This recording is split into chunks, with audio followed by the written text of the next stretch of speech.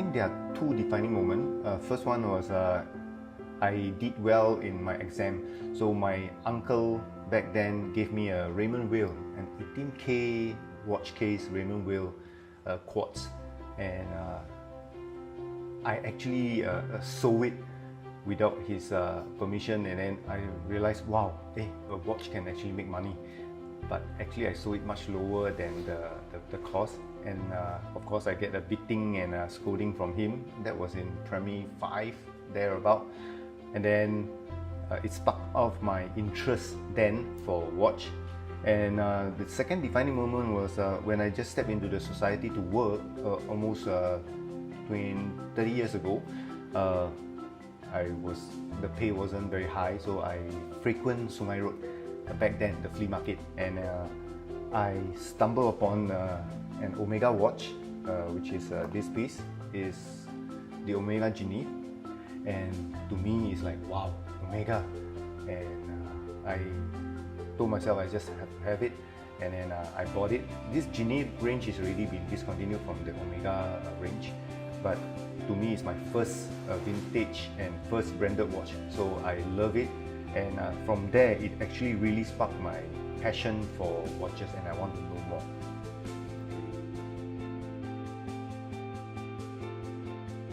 The first serious watch that I got is this Aquanaut. To me, it's my grill because, hey, it's a Patek Philippe.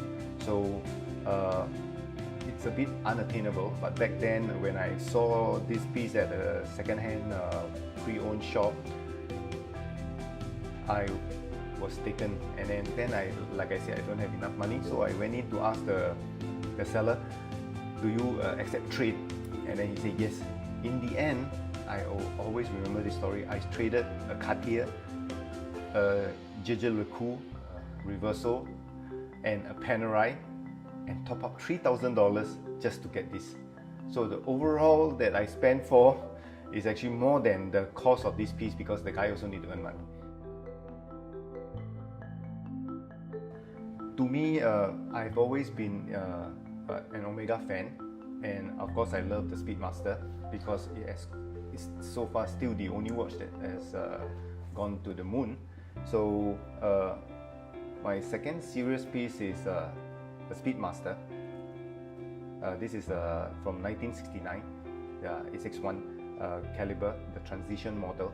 Why I take this seriously, because this is a piece that I really study about Omega, and I'm proud to say that in Singapore I'm quite well versed with Omega, so anything Omega for me. So this is one of the second piece that defined me. And then the other one is, back then to me, is considered my grill piece. They call it the Grand Lux Constellation back in the 1950s. The reason why it's called Grand Lux because the Lux is unique in such a way, and it's solid gold, 18 karat, and back then to have even the bracelet intact is super rare. They call it the brick or the snake bracelet. So individual piece that piece up together to make into this bracelet. And back then, because of the financial crisis, the economic crisis, a lot of collectors actually took out this bracelet, melt and sold as gold. So not many of these bracelets survive. So to me, this is my grill, and it took me some years to find this, to study, and got this, and I'm really happy that I have it. And I'm proud to say I not have only one but 3 of this grill. So these are the 3 serious pieces that I've collected, and then of course through the years the rest. I'm a very old school guy, so if you look at this, other than this cute piece, the rest of the pieces are very classic and elegant in design. So that's my direction. I have always loved classic, evergreen, elegant design of watch. Of course, then the second tier, regardless of brands, because to me, so long as the make, the beautiful, the watch speaks to me, I like. So to me, yes, if you look at this, the most complicated is chronograph. and this annual calendar. So I'm a very simple function guy, classic, and it just has to speak to me. So that's my style. Yeah. So the latest acquisition is this year's novelty, a Patek Philippe. Very lucky to be allocated this piece. So it's an olive green annual calendar, reference 5025. I love it because the layout of the calendar in an arch on the top half of the dial, and the olive green dial with the stripe and the rose gold case really speaks to me, and it's really elegant and beautiful, and it's very classic. Yeah, and also Patek invented and patented the annual calendar back in the 50s. So yeah, this is my latest acquisition. Quite happy to own it. To talk to a watch collector, Holy Grail, it's a bit far-fetched, because when I was young and my pay is only not much, the grill is different, and then because also the brands don't come out with also more complicated ones. So back then you have the choices also not as many. So as I improve in knowledge and know more, the grills change. So even though I have my Omega grill, there is still, like this year, Omega came out with this piece called the Chrono Chime, which is a marvel because it combines two super hard, difficult complication into one, and shows the might of Omega that hey, we can also be like Patek, we can also be like BC, we can also make complication. It's actually a split second, or we call it Ratrapan chronograph, and a minute repeater, 2 in 1. If money is no issue, but sadly to say, because that piece costs about 600,000, over 600,000 Sing dollars. So yeah, that's my grill. I think each has their own market share, each has their own beauty. Multi-brands, I think they have to answer to the board, the shareholders. So their design will have to be more down to earth and not out of the world. And they're able to produce in mass in a way, like I mentioned, and make the sales, and then of course the popular design. Independent, on the other hand, as the names go, they're independent watchmakers. So in terms of funding, all this is not as powerful as those big brands or multi-brands belonging to the corporation. So their production are generally small, and in general their prices tend to be higher, not because they want to jack up the price because they're independent, but because of the production that is small. Yet their design can be out of this world and can be very different. Micro brands, on the other hand, I think is good for those who want to start. Other than the common brands, known brands, but then micro brands provide collectors another avenue to go into. To me, micro brands, I do have a few micro brands also, are quite cool in a sense. I recently just ordered one from another micro brand, and they are able to design and make it very different with reasonably low price, because the movement is from third party and the case from third party, but that doesn't compromise the quality. I think because during the COVID period, people don't travel, people don't go out, so they have, we call it spare cash. So they don't travel, they don't buy stuff, so they channel the money, the assets into things that they enjoy, that also perceive they can make money. So it's not just watches.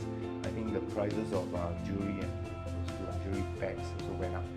But then after that, early this year, as you know, the crypto, the Bitcoin crashed, and the price went down. Of course, the first few things that go along with it will be, of course, the luxury item, because people want to have cash. So when too many people throw things out, the price went down. But if you notice, to me, it's going back to the pre-COVID norm. So it's still at a premium, but just back to the pre-COVID norm. The last 2 years is abnormal, but I think those popular big brands, models, premium will still be there. And if you say what is the next future trend, I always see a watch, especially that few big brands, as a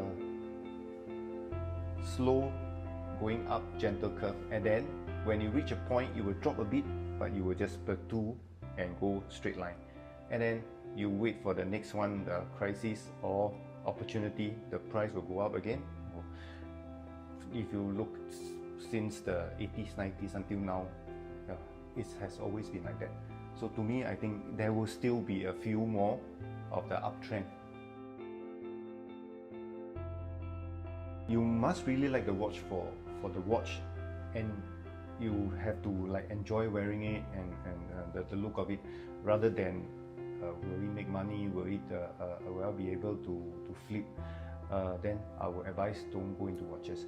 And of course, when you go into a watch, tell yourself what you really like just now you mentioned, what define my style. Maybe initially you still don't know, but then as you go along, first study, understand the brand. If you want to go into this brand, why this model speak to you, why you like this thing.